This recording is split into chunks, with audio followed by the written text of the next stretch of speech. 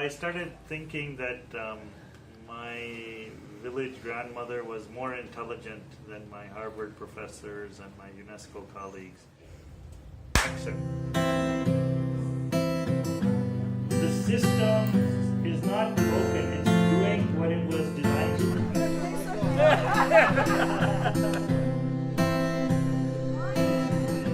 The garlic?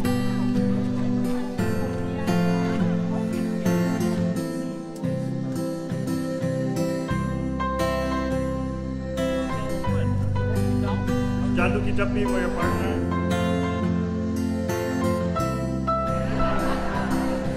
Namaste oi.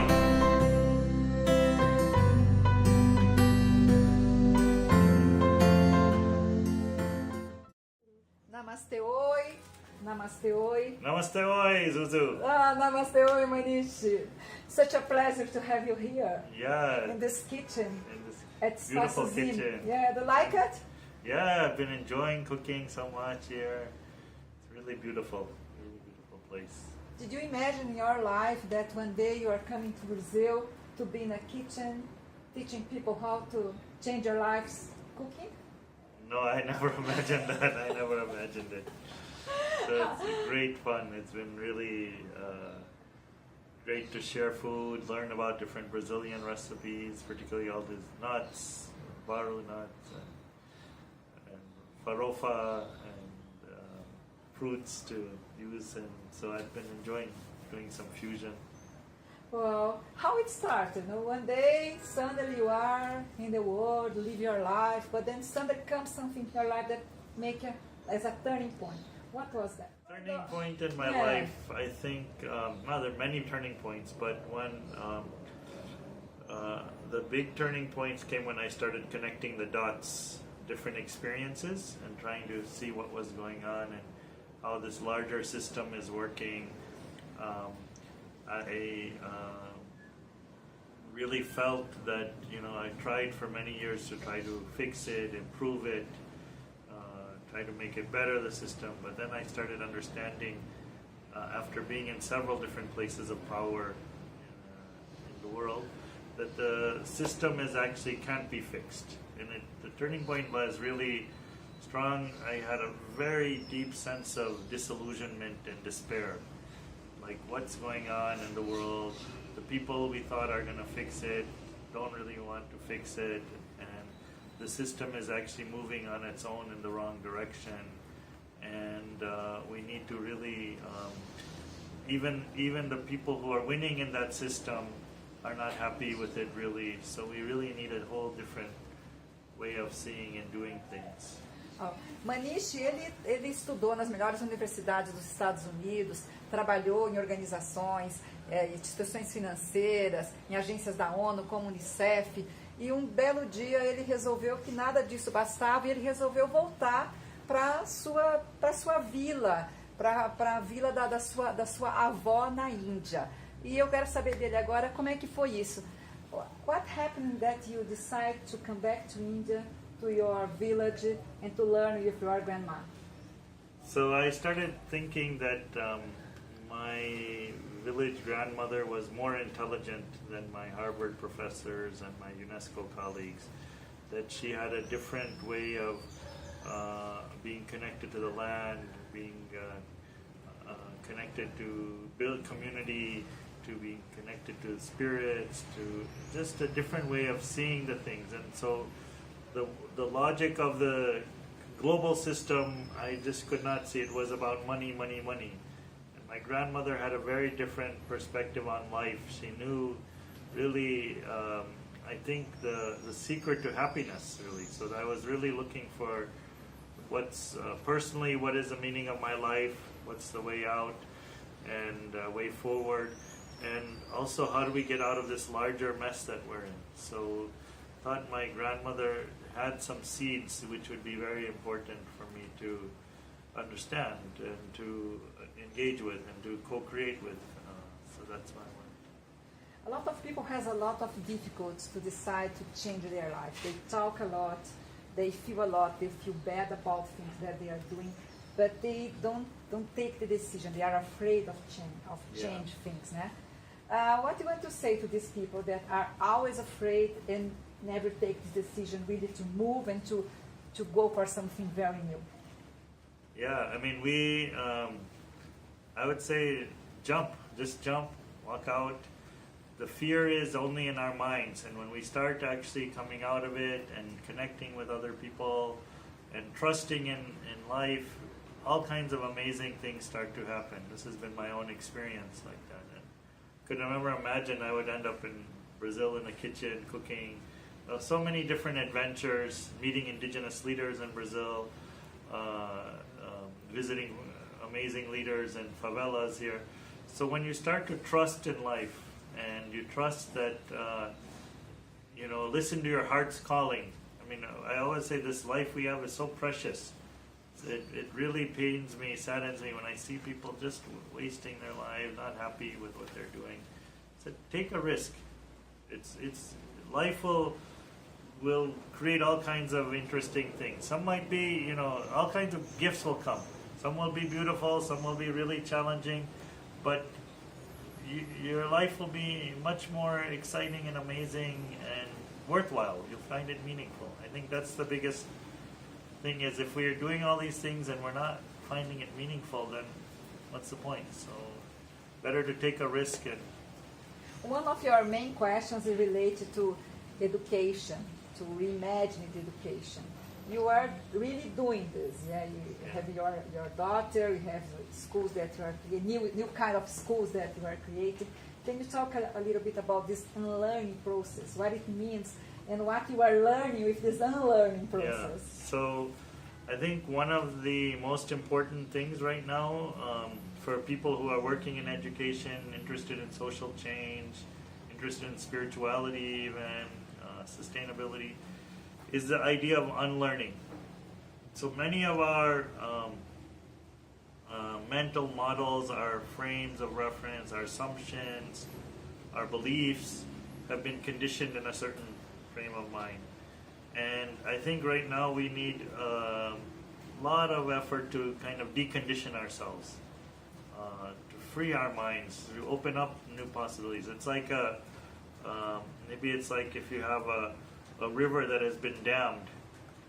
A dam is put. So one needs to put some holes in the dam to let the flow start again, for new things to start to emerge. So I think unlearning, a lot of it is again about these fears. We have so many fears which are blocking us from our deepest calling, from our deepest mission in this planet, what we've come to do. And so when we start to let go of some of those fears, start to let go of some of the desire to control everything, plan everything, start to let go of this thing of money all the time, different things will start flowing and different possibilities we can see for how we can have a much more abundant life, and really a lot of it is there's a saying, life is what happens when you stop planning. So let's trust in life, and we can see that, like I've seen with my own child, my daughter, my wife and I, before we got married, we decided she should not go to school. That's after having gone to Harvard. I said, it's a waste of time to waste all those years in school. And I've seen so many amazing people and projects, and my daughter is really beautifully grown without school, and the projects we're creating now, more and more people are the education system is in a crisis, really deep crisis. I see so many young people suffering either from being called failures or those who are called successes, so much stress and to be the best, depression. So it's really a time that we can open up to really exploring new ways and giving freedom to children, letting them do practical things in their lives, experiencing the world more, connecting with all kinds of diverse people. So it's a very, it's a very simple formula. I say with my daughter, I only want her to be around passionate people who love life. That's the best education. Just let her be meeting people who love life, who love what they're doing, and she'll catch that spirit that life is not this mundane, boring, routine kind of thing, but there's so many people who are really passionate, and once you get that energy, things start to flow.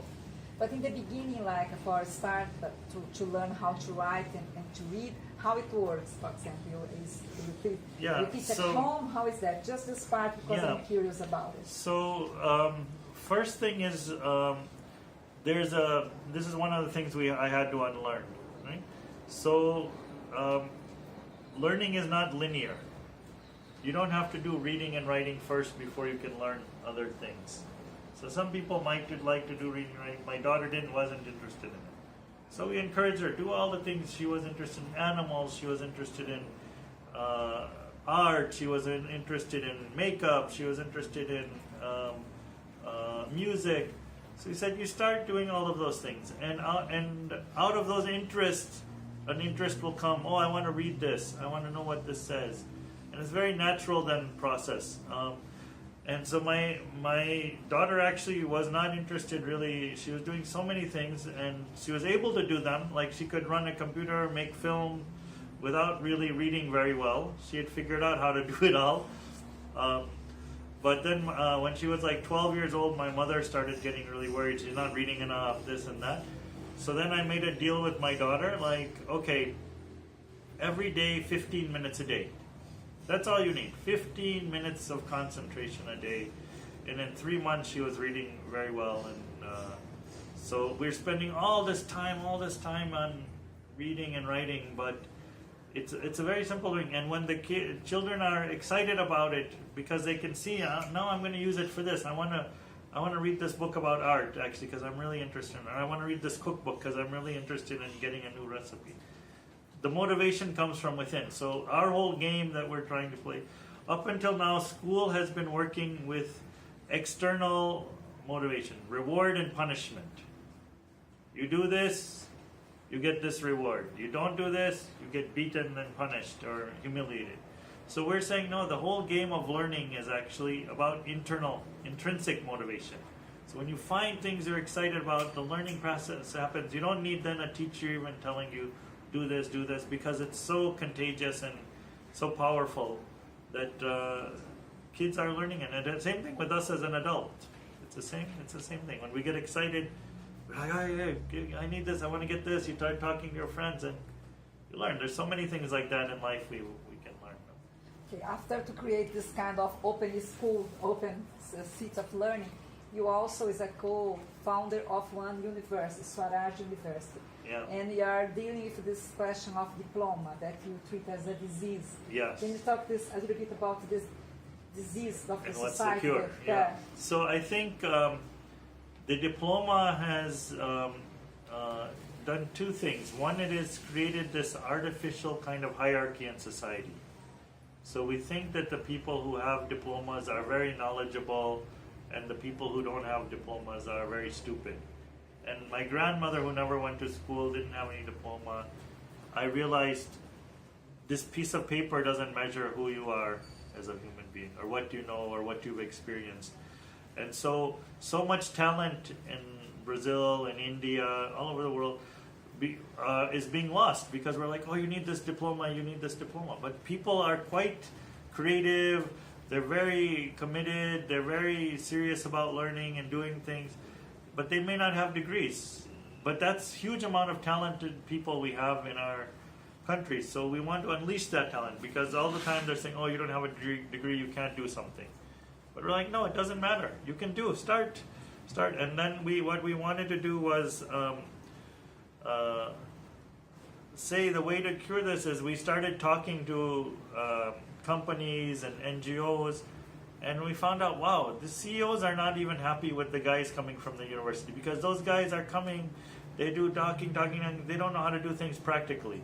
They can only do PowerPoint presentations and Excel sheets, but when you tell them, go and talk to the customer, or do this or do that, they're afraid, or they don't feel like they can do it, so then you have to kind of support them in learning. So we could do the same thing with people who don't have degrees. They need a little bit of support maybe to orient them.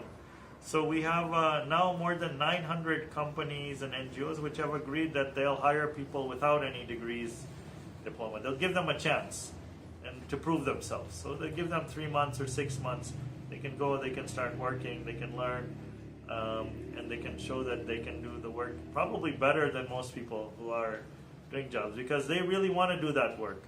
A lot of people who end up in jobs, I see them in their offices, they're on the computer playing some game or planning their next holiday. They're not even interested. They're just, for them, a job. But the people we're trying to get is like, they connect it with their life mission, their life purpose, the work. So they bring a lot more energy, enthusiasm. Well, you are traveling all over the world, talk about your ideas and spread a vision about this. What you are really think inside of you, what's your dream about this too? There's no diploma, what you think that could be the ideal situation? My dream is that we're really in a deep crisis on the planet. And what I've realized is that the people the experts, the scientists, the decision makers, the academics, the UNESCO, UN people, the big finance people, none of them know a way out of this mess we're in. They're talking about what's the problem, but nobody really knows. And what we're facing is a deep crisis in the limits of human rationality. And that crisis can only be resolved when we bring in different kinds of intelligences, different kinds of creativities, different kind of imaginations, different kind of relationships.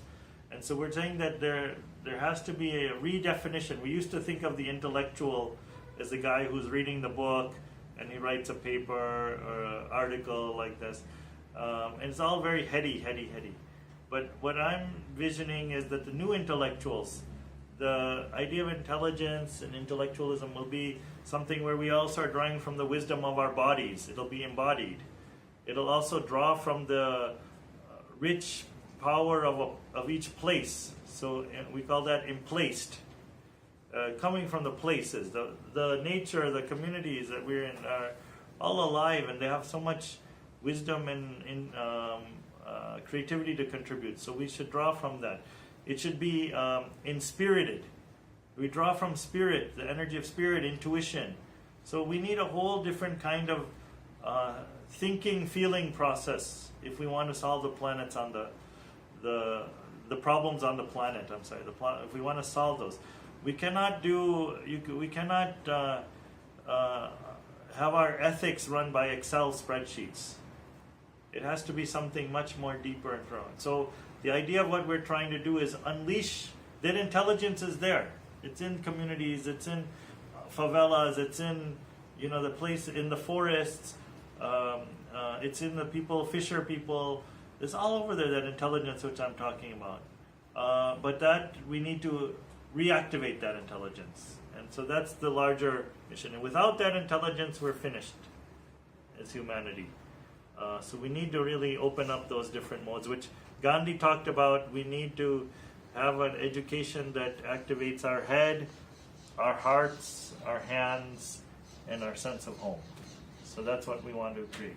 Well, we could talk a lot of time here, but we don't have this time, yeah? And also people can look at the videos and everything that have like a source that have the internet. But I'd like that to just like highlight your visit in Brazil with some pictures that you are going to take home. So the first picture I'm taking home is Maracatu dancing, and I was so inspired by how much power it is there, despite the whole history of slavery and all of the pain that came with it. But it's so alive, the tradition. So that's one image I'll take away. Second image is I met several different indigenous leaders from different tribes around Brazil, and very, very powerful men. And so I take that image of those meetings and the connection I had with them. And the third image was visit to favelas and seeing the Gambiaha spirit within the favelas is alive, and there's so much richness there. So we told them that you're not poor, you actually are the richest people here. So, and if you use your richness, you can create all kinds of new projects and strengthen your communities and change the system. So that visit to the favelas was also in Mare and Rio, and then we visited two favelas in São Paulo. So it really touched me, the love that I felt all over Brazil, actually. I think the biggest thing I take is a really deep sense of love and connection, and really strong sense of India-Brazil bond, that we have a lot of things to do together. And what the grandmothers can do for the planet? The grandmothers can do so many things. First, to remind us that violence is not the way. Violence is not the way. That there's much more beautiful solutions we can create when we care for each other, when we're compassionate, when we show hospitality. I think for my grandmother, the first thing I learned was this tremendous culture of hospitality, care for the other. In India, I learned from grandmother, when you take a sweet, you don't put it in your own mouth. You feed the other first to show your care, that I see you, that I feel you, we're together. So I think that's one thing definitely. And the second thing is this Gambiaha spirit, that we don't need to create a big master plan. We don't need a huge budget to bring change. We have so many resources, and the best way, if you want to learn, I've been thinking, what's the best way? You go to a kitchen. Watch your grandmother's cooking. They'll start to rewire your mind, that you can see all kinds of. I met this beautiful grandmother here, Regina Shelley. So she showed how many things with vegetable peels. It reminded me of my grandmother, who also had shared a similar thing. So you start to thinking, I don't have anything, I just have these dirty peels, and they make beautiful things. So that's a really different rewiring of our way of seeing things, and our way of doing things can change dramatically from our grandmothers. Okay, great. Namaste, oi. Namaste, oi. Hope to see you here again or in India. In India. And if you also get inspired by this interview, start to reimagine your own life and see what's possible. So many things can possible when you start to reimagine your own life. We have a large movement of people, we call them walkouts. All kinds of people in India are walking out of their jobs, their corporate jobs. They're sick of it. They don't want to do IT. They don't want to spend their whole life sitting in front of a computer. They're walking out. We have people walking out of their universities. They don't want to waste their time just sitting and writing papers. They want to start working on real things in the world. And we have kids, families who are taking their children, walking out of schools and starting to really support their children to really flower into fruitful human beings. So we invite everyone to join this movement of walkouts. How do you say that in Portuguese? Walkouts, Brasileiro. A tradução livre é chute o pau da barraca e saia por aí. Namaste, oi. Namaste, oi.